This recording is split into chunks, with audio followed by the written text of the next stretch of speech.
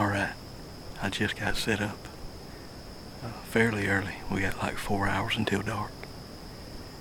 And I'm trying something a little unusual for me today. I came down in here just on a whim, checking a persimmon tree, or a group of persimmon trees right here that were loaded down earlier this year. And I never did come and hunt them. I actually found them last year, and I never hunted them last year. But I always just felt like when you're down on the ground in here looking around, this is a pretty open bottom. And I always felt like if something showed up, it was going to be right at dark. And last year there was a lot of hog sign in here. And I thought, it was going to be at least 50-50. Whether it was going to be a deer or a hog that showed up. Well, this year the hog signs kind of vanished out of here. And I never did come sit it. And I kind of regret it. This thing was hot. There's still persimmons up there. And the ground's still destroyed.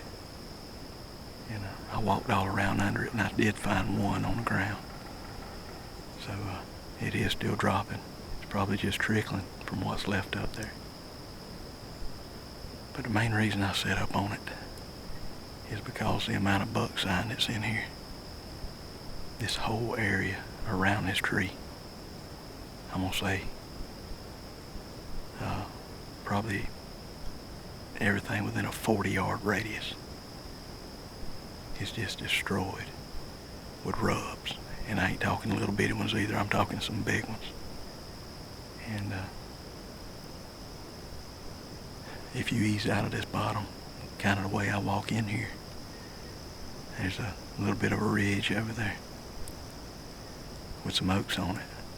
But if you ease up along that ridge, and I'm talking about within 75 to 100 yards of here, ain't nothing but scrape after scrape, and they're all fresh. And I mean literally every holly tree that you can find has got a scrape under it. And there was one up there that had 3 different low limbs hanging off of it, and every one of the 3 limbs had a scrape under it on that one tree. So the food is just about gone.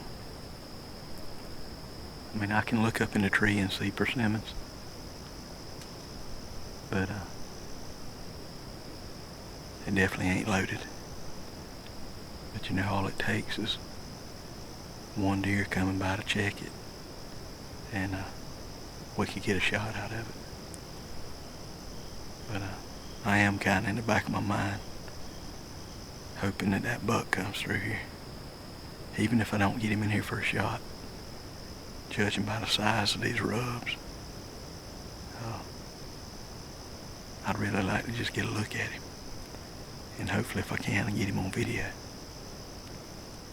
The wind's a little bit wishy-washy, but I really don't know where the deer's gonna come from. Judging by the direction of the rubs in here, I'm thinking he's gonna come from behind me off my left-hand side.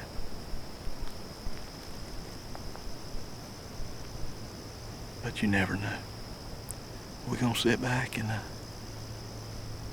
see what happens. Maybe we can get one in here. And I'd love to run old Treeshark through it, so let's see if we can't get lucky.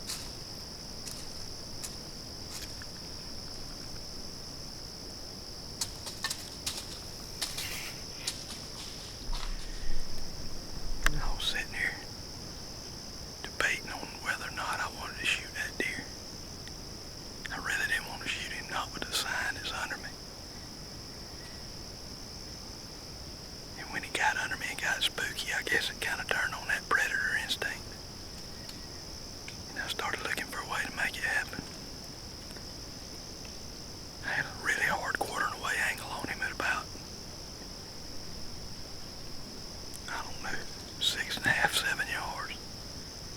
I finally decided I was going to try to make it. And when I started to draw on him, he picked that movement up and ended up getting away from it. But I'm really glad he did, because I think it's a decent chance we're going to see something else right here.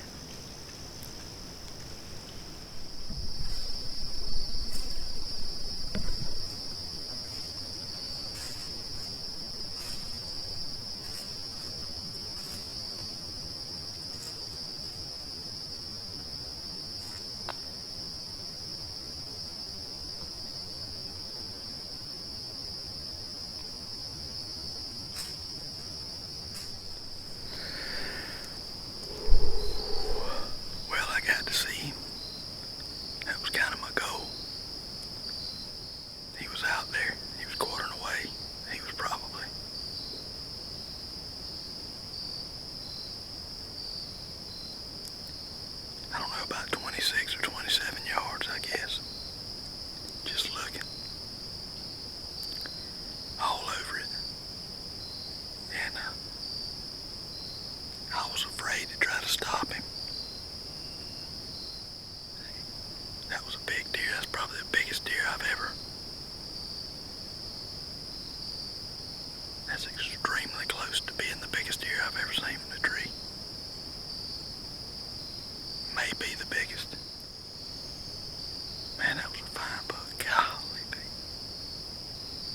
It just sounded like I heard a bunch of crashing.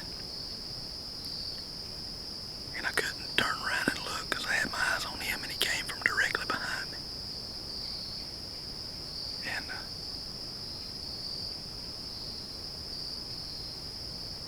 I swear it sounded like maybe a buck was chasing a doe out here.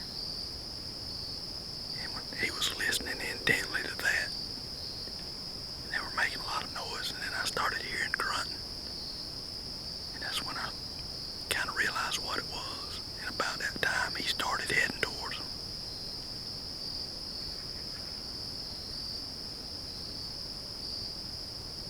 Man, that was a fine encounter.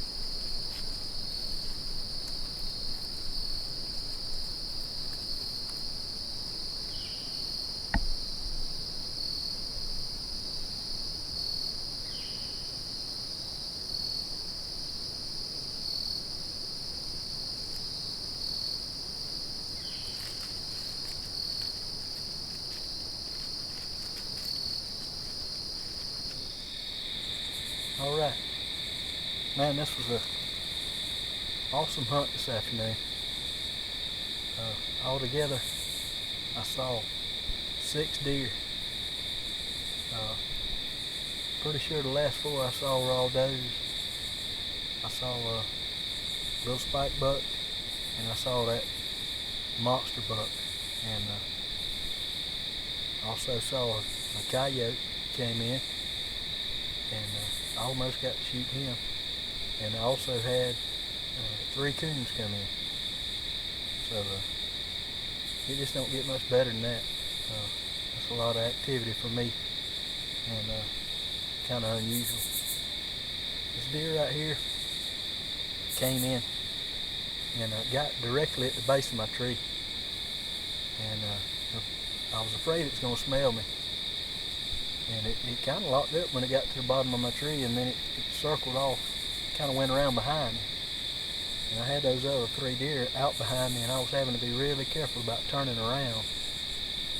And I started not to fool with the video camera, and I actually don't even know if if the shot's on film, I would kind of be surprised if my body wasn't blocking the shot. But I tried to do the best I could with it. And anyway, this deer was dead straight away from me for probably close to a minute, me sitting there watching it. And it finally turned, quartering away. And I stepped it off when I got down. It was 4 yards. And I shot it and could not have possibly hit it any better. And you can see the exit wound right there came out in front of the front legs, just in front, right in between.